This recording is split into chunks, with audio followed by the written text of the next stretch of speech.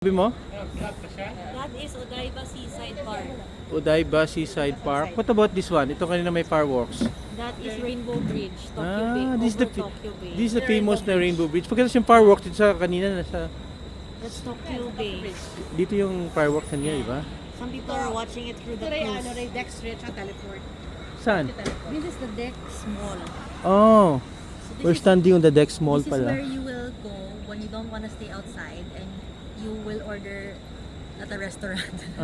So So if you just want to watch for free, that's there. so dito kasi may free pala dito kasi umuulan, no? So this is yung Dex na shopping center if you want to watch it for free. Kaso raining. Okay naman siya, accessible naman yung fireworks, no? But sa amin, because nagutom na rin kami, we ordered some food. Anong restaurant to dito, no? This restaurant.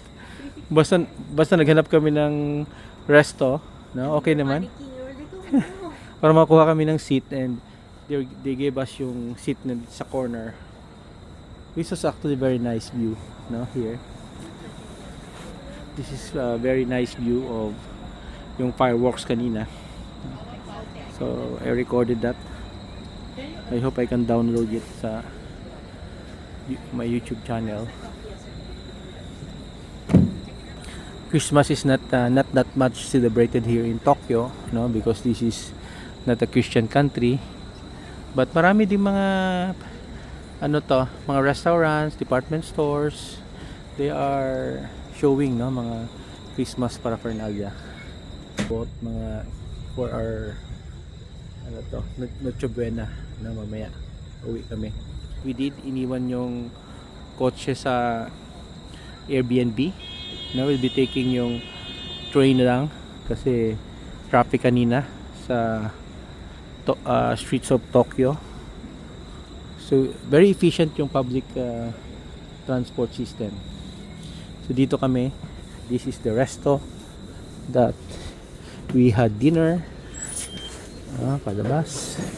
We specialize in seafoods, no? Labas ka. This is small area. Yan. This is the resto. If you want to go here. Ano bang pangalan ng resto na to? It's in Japanese. But this is the resto. Mark, ano name ng resto? Japanese. And this is yung anong tawag ng mall, may Dex? Dex Mall. Okay. This is Dex Mall. Uy, may buffet pala dito. Dapat nag-buffet pala dito, Kikiers.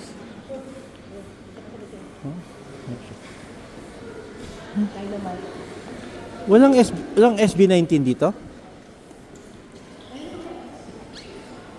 Okay.